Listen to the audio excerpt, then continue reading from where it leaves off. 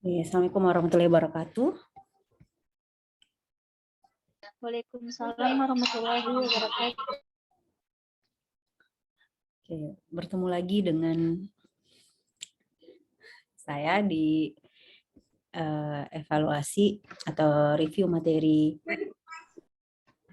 psikologi industri dan organisasi. Kali ini kita akan membahas tema yang terkait dengan komunikasi organisasi.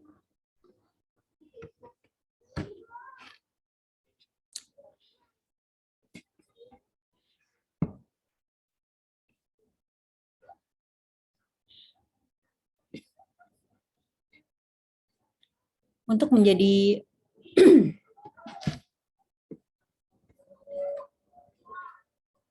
sebentar.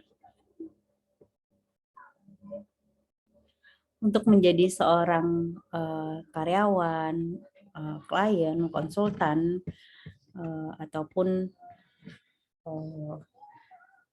manajemen yang efektif, penting untuk kita mampu berkomunikasi secara efektif dengan orang lain. Dan dengan kita memiliki ide, pengetahuan, atau pendapat, ini menjadi sangat penting, tapi menjadi tidak bermanfaat ketika kita tidak mampu mendelivernya atau menyampaikannya secara efektif kepada orang lain.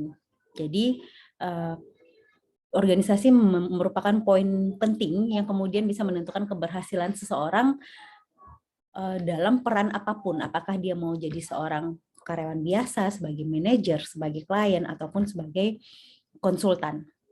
Nah, sebagian besar dari komunikasi dalam organisasi ini dapat diklasifikasikan menjadi 4 jenis.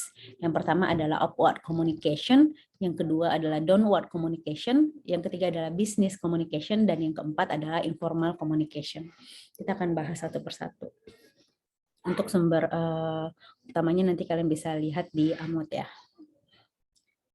Upward communication. Upward communication ini adalah komunikasi kepada bawahan. Upward communication, komunikasi bawahan kepada atasan atau karyawan kepada manajer, yang tentu saja dalam komunikasi ini karyawan berbicara secara langsung kepada manajemen dalam lingkungan dengan kebijakan yang sifatnya adalah terbuka. Jadi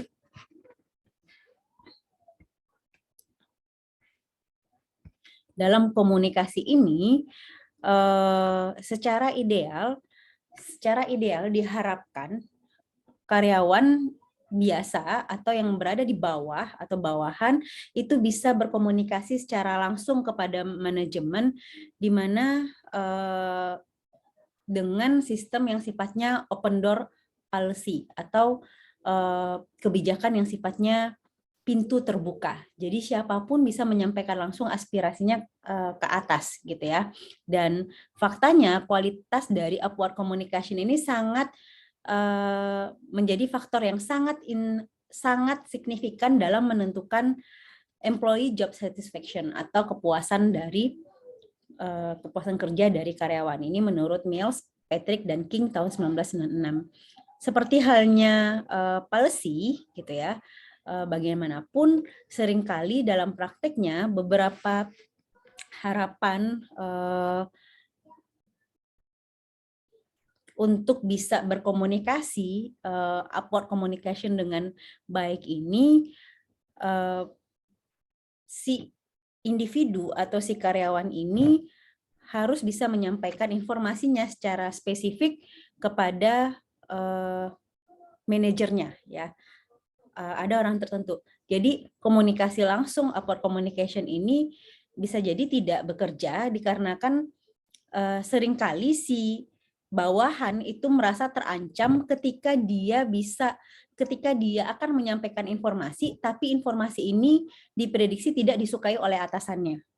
Sehingga seringkali komunikasinya menjadi tidak terbuka. Ini menjadi suatu hal yang normal ya dalam situasi di mana kita normal dalam budaya kita gitu ya, di mana ketika kita berkomunikasi, kita seringkali mengharapkan informasi yang kita dengar itu adalah informasi yang kita harapkan untuk kita dengar. Jadi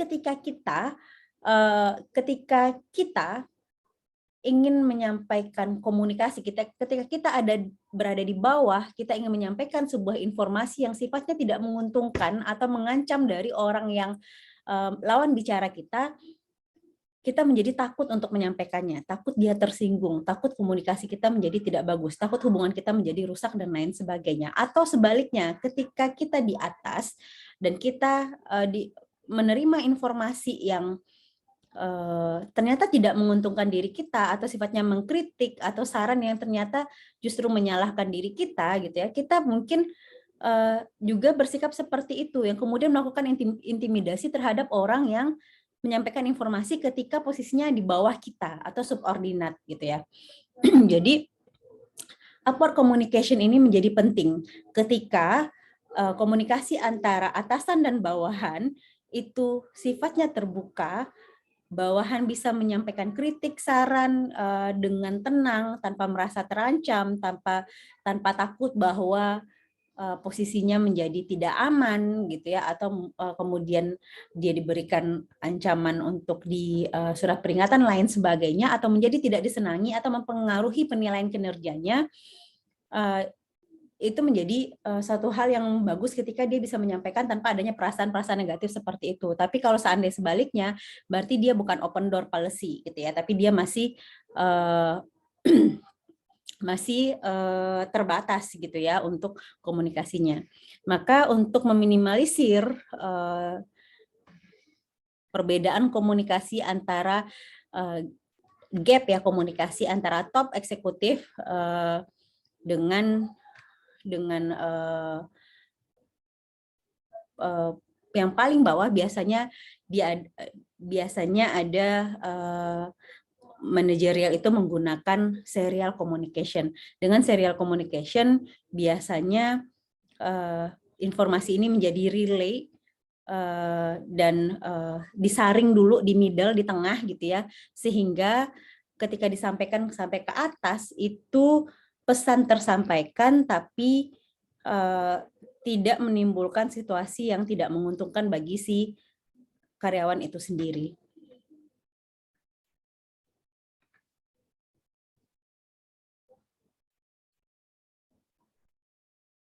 Tapi memang sayangnya kalau kita menggunakan serial communication, di mana kita komunikasi secara bertahap sampai akhirnya sampai ke top management, itu biasanya ada kekurangannya, di mana bisa jadi informasi yang kemudian disampaikan itu menjadi tidak lengkap gitu ya, karena sudah disaring duluan di tengah gitu.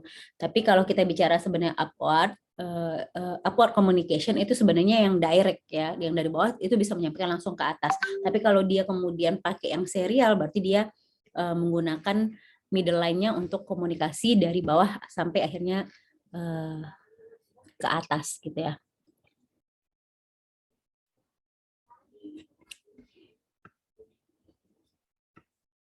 Nanti kalian bisa baca lagi di buku Amot halaman 401 ya.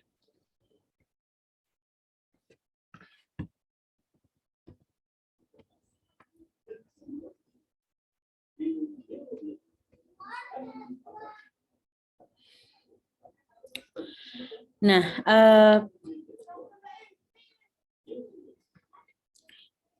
bagaimana sih caranya supaya komunikasi ini bisa dengan upward communication ini bisa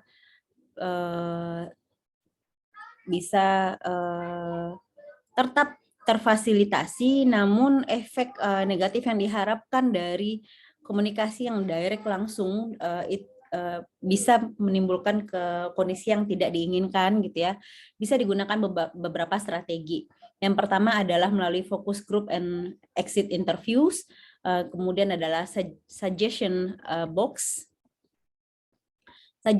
ya, dua hal ini gitu ya. Kalau interview FGD ya, focus group discussion and exit interview, ini biasanya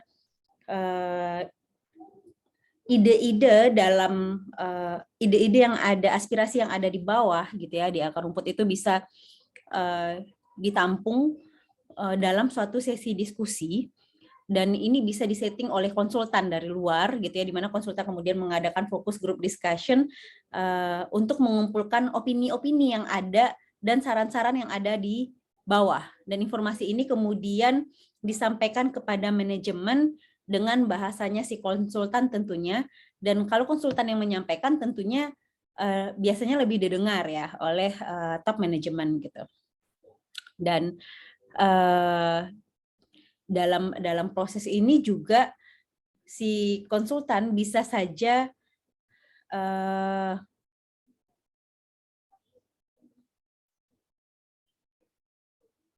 exit interview ini bisa si konsultan bisa saja juga mencari informasi dengan mewawancarai employee-employee yang sudah tidak ada lagi di perusahaan atau sudah keluar dari perusahaan yang secara sukarela keluar ya dari perusahaan, tapi sebenarnya memiliki informasi yang excellent, informasi yang kuat terkait dengan kondisi perusahaan saat dia tinggalkan. Melalui exit interview ini, konsultan dapat mengumpulkan sebenarnya kondisi apa yang membuat dia tidak nyaman ada di perusahaan tersebut yang kemudian bisa dijadikan saran perbaikan bagi manajemen perusahaan. Ini yang disebut dengan focus groups and exit interview.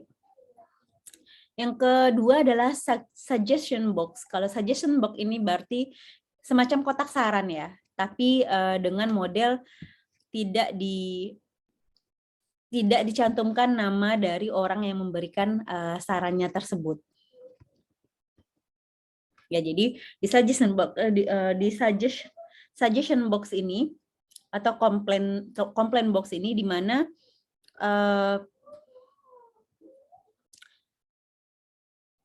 si karyawan bisa menuliskan saran atau komplainnya dan dimasukkan ke dalam kotak surat. Bentuknya bisa jadi secara fisik ada kotak suratnya atau mungkin semacam email atau PO Box dan lain sebagainya yang kemudian dikumpulkan dan menjadi masukan bagi perusahaan. Keuntungan biasanya dari ini adalah karyawan biasanya bisa lebih terbuka karena di sana tidak diketahui siapa yang punya saran tersebut, siapa yang punya komplain tersebut gitu ya.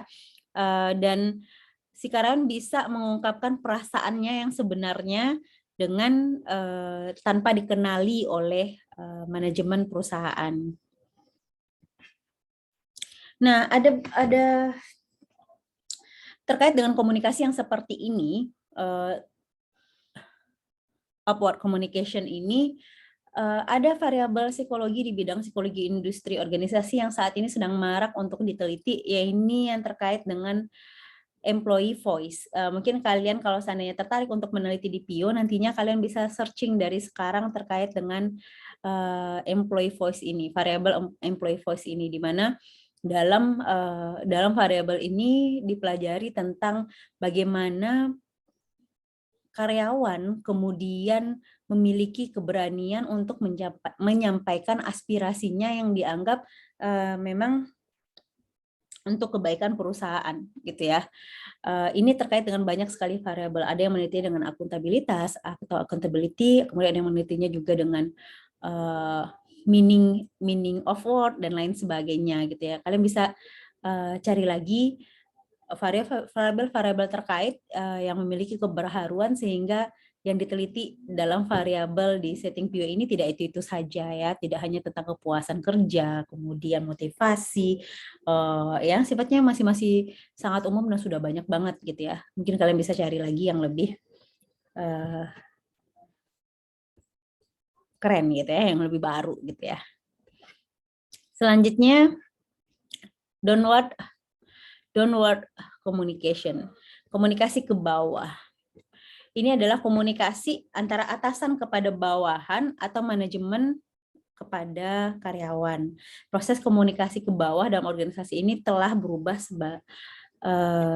selama beberapa tahun sesuai dengan perkembangannya gitu ya. Pada dasarnya downward communication ini meliputi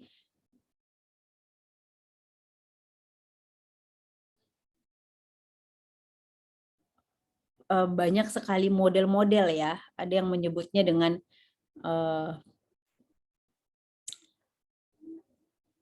biasanya sifatnya sih lebih ke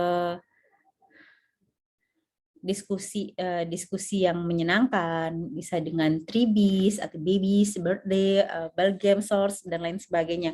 Ada banyak nama ya. Biasanya si manajemen kemudian membuat kegiatan, kemudian dia mendengar sharing-sharing langsung dari si bawahan. Dan sekarang biasanya untuk downward communication ini menggunakan metode kunci, tidak hanya dengan tetap menjaga informasi yang disampaikan oleh karyawan, namun juga mengkomunikasikan informasi-informasi penting yang dibutuhkan terkait dengan bagaimana si karyawan ini bisa mencapai pekerjaannya. Contohnya itu komunikasi ini bisa dengan beberapa cara, termasuk di dalamnya adalah dengan membuat bulletin boards atau manual kebijakan, kemudian membuat newsletter atau majalah atau portal atau intranet gitu ya.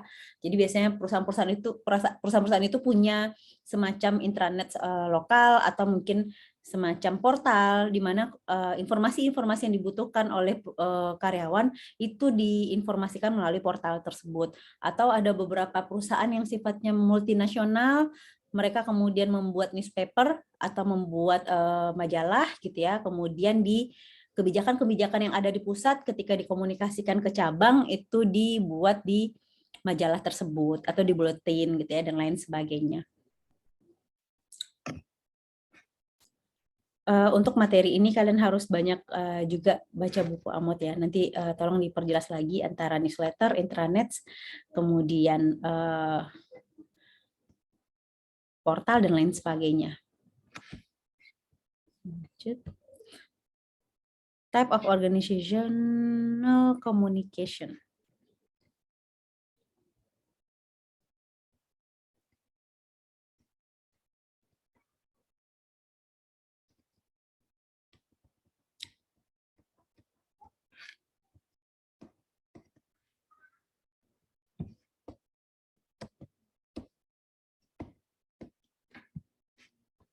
Untuk hubungan industrial saya tidak mengambil ini ya materi dari Amot karena undang-undang yang digunakan itu berbeda. Dan tadi saya menjelaskannya lebih banyak ke Undang-Undang Nomor 13 Tahun 2003, tapi sebenarnya ada Undang-Undang Cipta Kerja yang juga harus dikuasai dan dipelajari.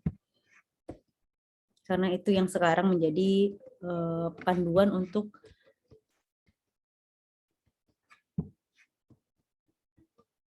hubungan industrial saat ini. Kalau ada yang kontradiktif, dia akan merujuk kepada undang-undang yang baru. Mana ini ya?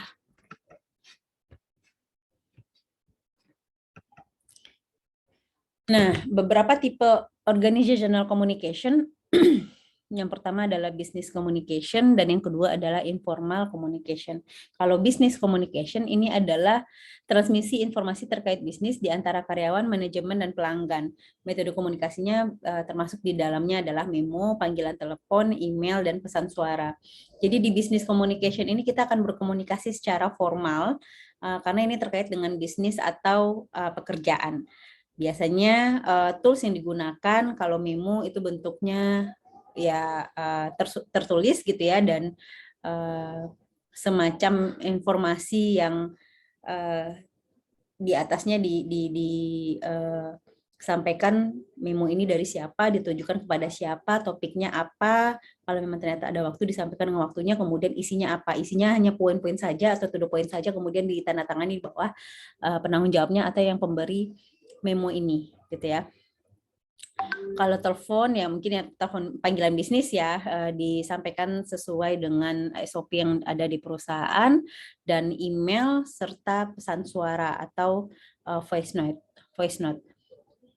Di email ini untuk kepentingan business communication kita juga harus menggunakan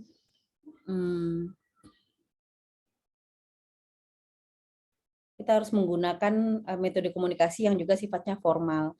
Biasanya seperti halnya pembuatan surat, harus ada pembukaan, subjeknya harus diisi gitu ya, subjeknya diisi, ditujukan kepada siapa, subjeknya atau tema dari judul dari surat email kita ini apa, kemudian ada ditujukan kepada siapa, salam pembuka, isi, kemudian penutup, dan salam hormat di bawahnya gitu ya. Ini harus dibiasakan mulai dari sekarang ya, untuk kemudian kalian bisa berkomunikasi secara formal dan tertulis di email. Kemudian tipe yang kedua adalah informal communication. Kalau jenis komunikasi informal ini biasanya karyawan dapat berkomunikasi secara informal, bisa membahas hal-hal di dalam pekerjaan maupun di luar pekerjaan, namun tidak kaku seperti halnya komunikasi bisnis. Biasanya ini sering terjadi misalnya di grup-grup WAG, Telegram gitu ya, atau grup portal yang sifatnya antar departemen, itu dalam satu departemen itu biasanya mereka menggunakan komunikasi yang sifatnya informal. Kemudian ada interpersonal communication. Komunikasi interpersonal ini melibatkan pertukaran pesan melalui saluran komunikasi dari satu orang ke orang lain. Proses komunikasi ini dimulai dengan pengiriman atau mengkodekan pesan melalui saluran komunikasi, misalnya dengan memo, atau bisa jadi secara lisan atau mungkin dengan nonverbal, dan berakhir dengan si orang lain atau lawan bicara kita menerima atau memecahkan kode pesan. Meskipun ini tampak seperti proses yang sederhana, tapi ada 3 area masalah utama di mana hal-hal bisa salah dan mengganggu pengiriman atau penerimaan pesan yang akurat. Sangat banyak sekali masalah-masalah atau yang konflik di dalam komunikasi, di dalam organisasi dan kelompok ini disebabkan oleh yang namanya komunikasi yang nggak bagus, gitu ya. Seringkali rata-rata masalah yang utama yang menyebabkan adanya konflik ini adalah masalah komunikasi.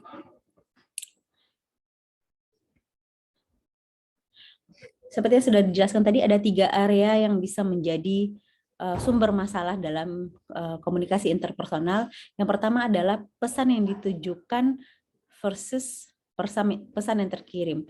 Jadi untuk komunikasi yang efektif, pengirim harus tahu apa yang ingin dia katakan dan bagaimana dia ingin mengatakannya. Seringkali informasi yang disampaikan itu bersifat netral, tapi ketika orang yang menyampaikan informasi itu menggunakan intonasi yang tidak positif, akhirnya ditangkap oleh penerima pesannya itu menjadi satu hal yang negatif. Kalian pernah mengalami hal seperti ini nggak? Ya, ini sangat sering terjadi sekali, terutama pada komunikasi tertulis saja, pesan WA. Atau contoh paling sederhana adalah pemahaman kita tentang emot yang ada di WA.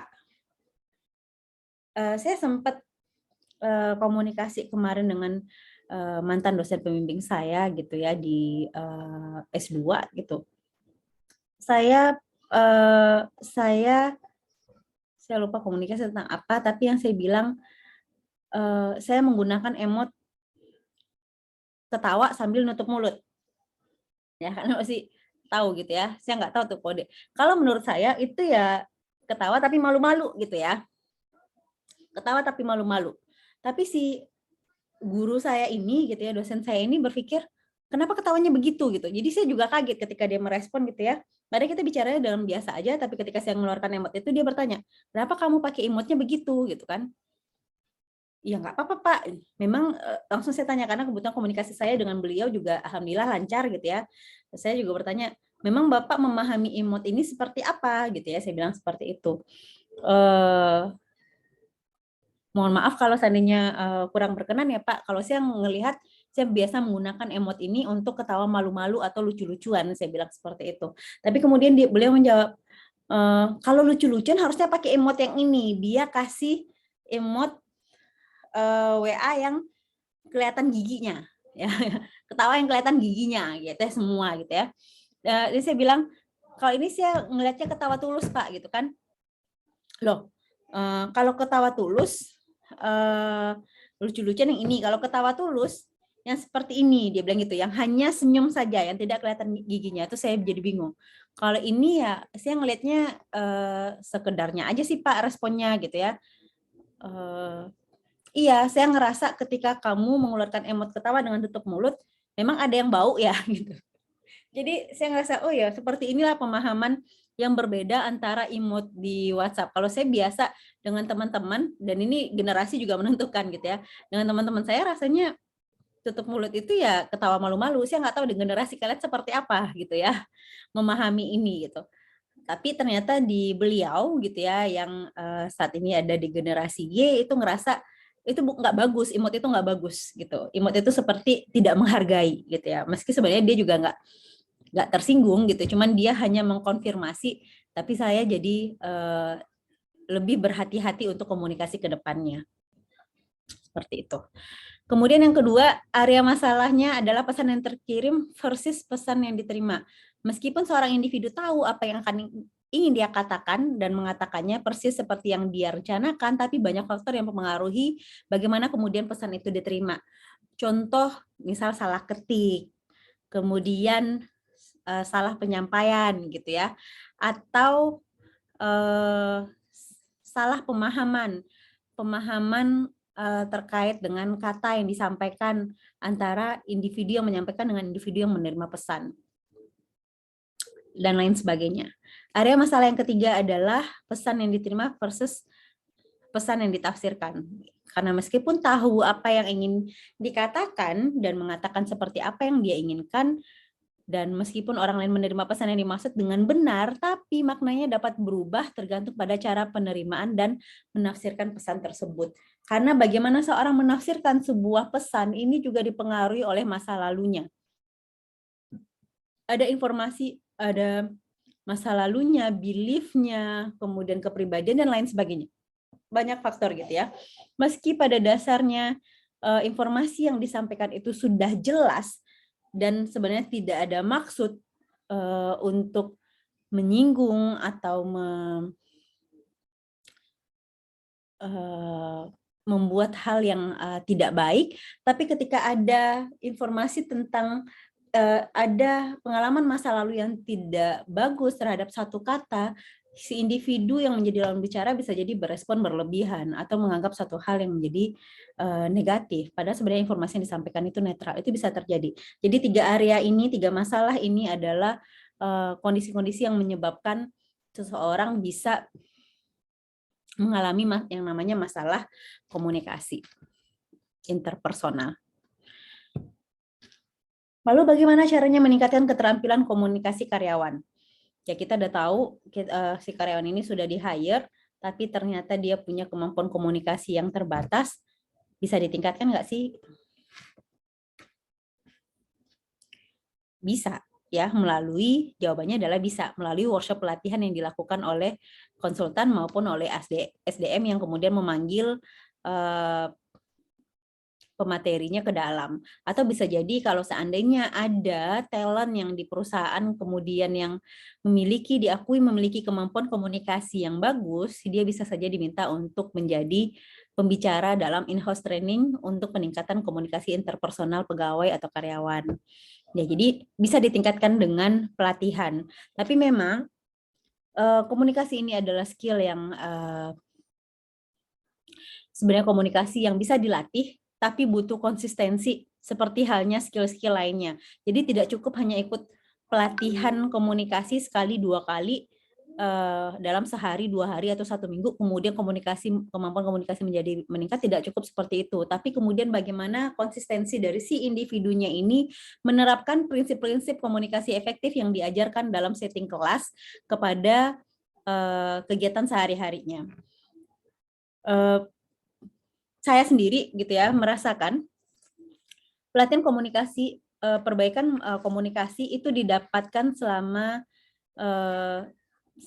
perkuliahan di kampus. Contohnya, kalau kalian ingin punya komunikasi yang baik untuk komunikasi massa,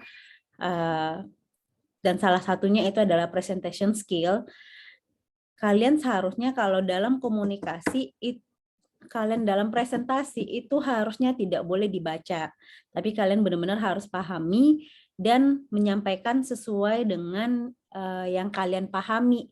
Bahasanya diolah dengan bahasa sendiri, maka kalian akan mengasah kemampuan komunikasi presentasi kalian. Tapi kalau hanya membaca makalah, kemudian direkam dengan voice note, dikirim ke WA, maka itu tidak akan meningkatkan kemampuan komunikasi kalian.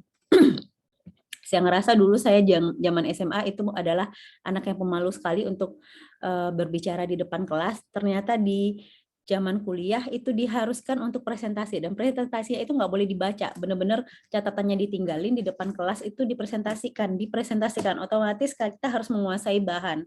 Ketika kita udah menguasai bahan, kita akan berusaha untuk menyampaikan sesuai dengan pemahaman kita. Tentu saja persiapan sebelum presentasi itu dibutuhkan. Kalau seandainya hanya mengandalkan informasi yang kita punya dari makalah dan tidak dikuasai, maka memang andalan paling utama itu adalah dengan membaca. Tapi kalau hanya sekedar membaca, berarti kalian sebenarnya dalam presentasi, berarti kalian hanya melatih skill untuk membaca cepat kalian. Tapi kalau seandainya mau mengasah kemampuan presentasi, maka presentasilah. Caranya gimana? Ya sudah, kuasai dulu bahannya. Kalau kalian sudah menguasai bahan, insya Allah kalian akan bisa menyampaikan dengan bahasa kalian sendiri. Jadi kalau kita ngikutin bahasa buku itu memang nggak enak banget. Kita yang baca nggak enak, yang dengar juga nggak enak. Lebih baik salah di perkuliahan ini kita sama-sama koreksi, tapi nanti ketika kalian dihadapkan pada dunia kerja, kalian menjadi lebih siap. Jadi kalau memang ternyata ingin komunikasinya ditingkatkan, ya workshop paling lama dan paling efektif, lama tapi paling efektif itu adalah workshop komunikasi itu adalah di masa perkuliahan. Jadi kalau seandainya ingin meningkatkan, ya dengan cara benar-benar presentasi, bukan dibaca. Kalau seandainya semester depan kuliah kita tatap muka dan kalian masih ketemu sama saya, mungkin akan ketemu di kuliah PRP, dan seandainya memungkinkan untuk tatap muka, nanti kan ketemu di kelas, kalian nggak akan boleh untuk baca makalah di depan kelas, tapi memang harus dikuasai. Apalagi mata kuliahnya adalah pelatihan. Diberikan lagi bukan lagi ceramah, tapi memberikan instruksi untuk melaksanakan sebuah kegiatan. Ini penting sekali untuk komunikasi. Seringkali banyak sekali karyawan-karyawan yang saya lihat itu sebenarnya nggak pinter-pinter banget. Dalam artian logikanya, analisanya itu nggak terlalu bagus. Tapi ketika komunikasinya bagus, dia menjadi magnet untuk dikembangkan oleh perusahaan. Karena kemudian dia bisa survive dimanapun dia ditempatkan. Dari kemampuan komunikasinya. Dia bisa masuk ke lingkup manapun. Dia bisa didengerin orang lain. Dia bisa mempresentasikan apa yang dia pikirkan sehingga orang jadi tahu dia punya ide apa. Gitu ya. Tapi ada juga orang yang pintar, tapi ketika komunikasinya jelek, orang nggak tahu kalau dia pintar. Itu pilihan kalian. Kalian maunya yang mana? Kita lanjutkan.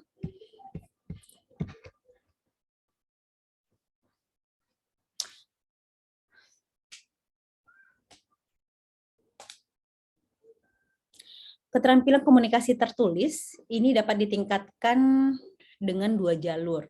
Yang pertama adalah berkonsentrasi pada peningkatan keterampilan penulis dan pendekatan lainnya, dan berkonsentrasi pada membuat materi dengan lebih mudah dibaca. Jadi dengan peningkatan komunikasi tertulis ini paling utamanya dengan latihan ya. Kemudian tetap berkonsentrasi dengan membuat tulisan-tulisan yang mengasah kemampuan kita dalam menyusun kalimat, dan juga mulai memahami tentang tata tulis dengan benar sesuai dengan tujuan tulisan yang ingin kita buat. Kalau modelnya adalah komunikasi bisnis dengan tertulis, kita perlu mempelajari memo-memo sebelumnya atau surat-surat atau email sebelumnya tentang struktur dari memo tersebut atau surat tersebut. Kemudian kita bisa menggunakan template yang sudah ada dan menyesuaikan gaya penulisannya sesuai dengan tujuan memo atau surat itu sendiri. Atau kita juga bisa membuat tips untuk diri kita sendiri gitu ya, supaya bahasa-bahasa yang kita gunakan dalam komunikasi tertulis itu bisa lebih mudah dipahami oleh pembaca. Kita bisa minta feedback kepada rekan kerja, minta feedback kepada teman gitu ya, kepada atasan terkait dengan kualitas memo yang sudah kita buat atau surat yang sudah kita buat. Udah benar apa belum? Kalau belum, di bagian mana yang perlu diimprove gitu ya, diperbaiki.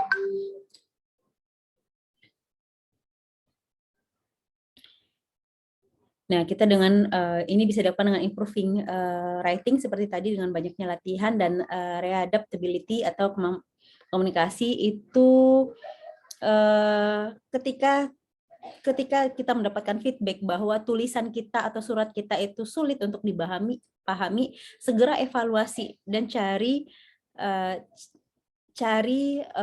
mentor yang sesuai untuk melakukan feedback dan coaching terhadap gaya penulisan kita, sehingga dia bisa mengarahkan sebaiknya itu seperti apa.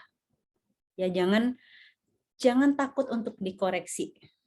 Ya, justru dikritik itu menjadi cambuk buat kita agar lebih maju ke depannya. Jadi kalau seandainya ada yang menyampaikan bahwa kok bahasa kamu nggak enak ya, kok ininya nggak bagus ya, di improve lagi, dicari tahu lagi yang nggak bagusnya itu di bagian mana. Kemudian kalau memang ternyata dia juga punya kemampuan yang setahu kita bagus, kita bisa minta untuk melakukan mentoring atau coaching atau menjadi pelatih untuk kita bisa memperbaiki tulisan-tulisan kita.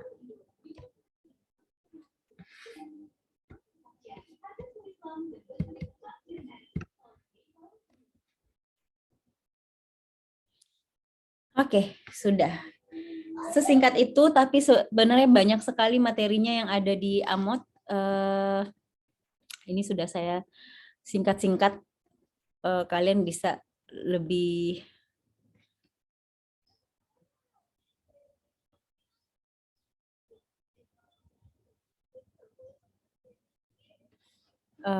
memahami lagi lebih dalam dengan membaca buku Amot dari halaman 401 sampai dengan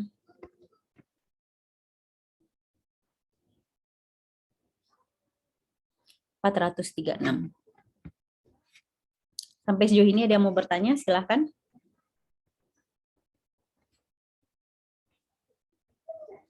Ada berapa orang yang ikut sekarang sampai jam 8? Ada 11 orang. Tadi sampai 60, sekarang tinggal 11 ini. 11 ini yang semangat ya. Mudah-mudahan bisa membantu kalian untuk lebih memahami. Untuk minggu ini kita tidak ada presentasi, tapi akan ada tugas. Jadi baik PIA B yang hari ini tidak ada presentasi, itu akan diikuti juga PI C dan D, itu juga tidak akan ada presentasi, tapi kita akan ada tugas di minggu ini yang akan dikumpulkan maksimal hari Minggu. Nanti tugasnya akan saya posting di grup masing-masing. Ada pertanyaan? Izin bertanya, Bu. Silahkan. Nah, baik, Bu. Dari misalnya bagaimana sih, Bu, cara minimalisir komunikasi yang kurang baik di suatu organisasi itu, Bu? Ini udah terjadi berarti ya? Nah, itu aja. Ini udah kejadian, Ya, ada masalah komunikasi. Ya, antar personal atau departemen atau gimana? Atau ada kelompok-kelompoknya?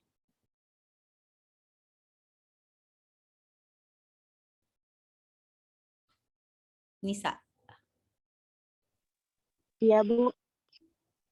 Komunikasi ini di organisasi ini yang dimaksud apakah antar personal saja masalahnya atau kelompoknya? Per kelompok atau personal aja? Per kelompok. Mungkin per kelompok dan juga personalnya juga, Bu. Oke, per kelompok dan juga personal ya. Nah, yang pasti gitu ya, kalau personal tentu harus diselesaikan dengan personal, tapi kalau sudah berkelompok berarti ini menjadi masalah organisasi.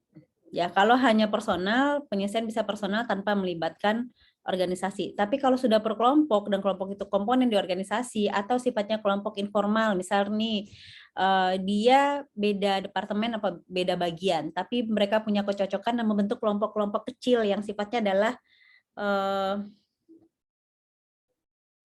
apa istilahnya ya?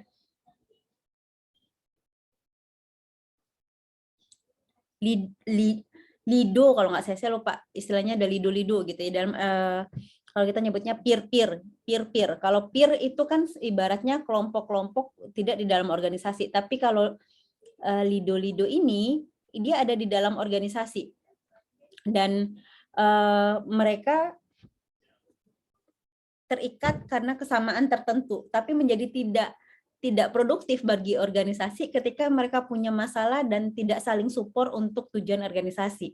Ketika ini sudah sangat mengganggu, maka sebenarnya pihak yang ada di organisasi dan tidak termasuk dalam kelompok tersebut, kelompok-kelompok yang memiliki masalah komunikasi harus memediasi untuk dilakukannya perbaikan atau komunikasi antar kelompok ini, gitu ya. Jadi memang harus dipertemukan, harus ditunjuk pihak mana yang juga disegani untuk kemudian menyelesaikan masalah komunikasi tersebut.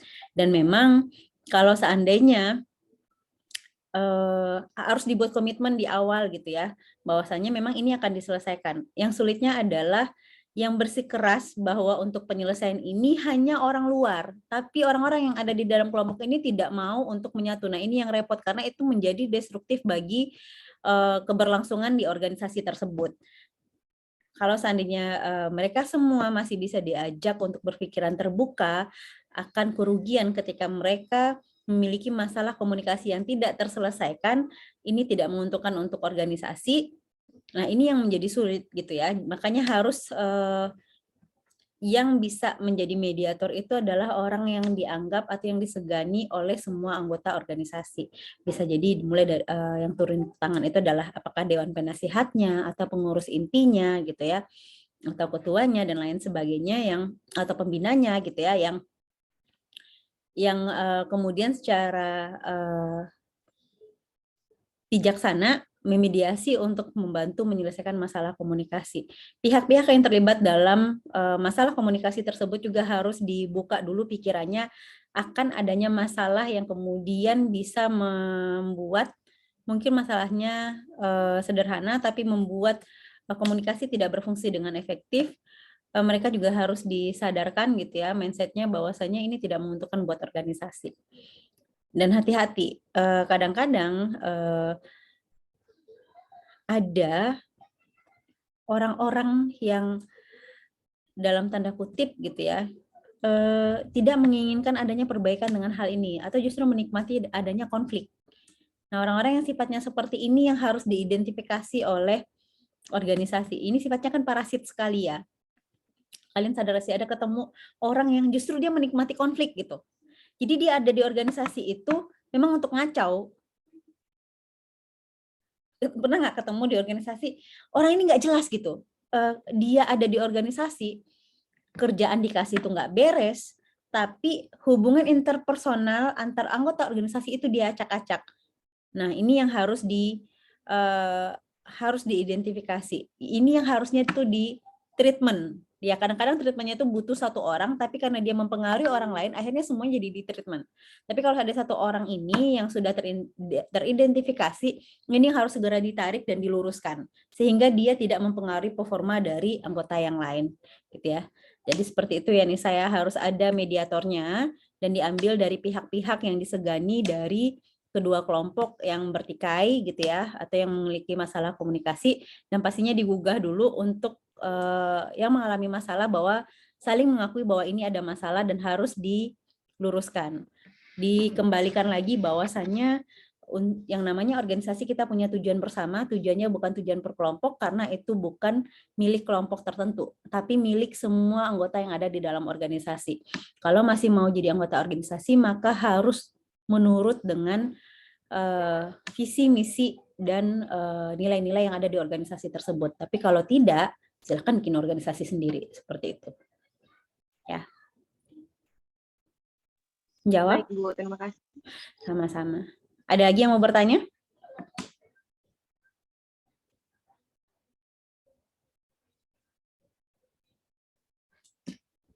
Silakan.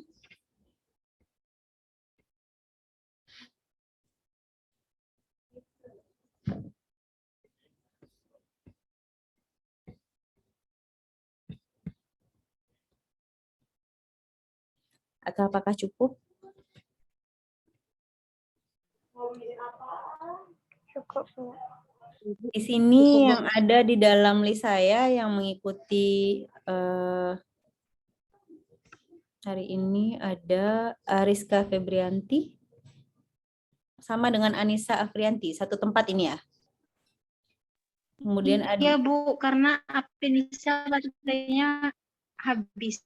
Oke, tidak apa-apa. Ada Syifa Nabila, ada Fitratul Aini, Hafizah, Izzati Nabila Rusda, Mainisa Abdi, Rudi Hartono, Suci Anggraini, Torik, Vansurya, Wahyu Marta, dan Wina Septriani.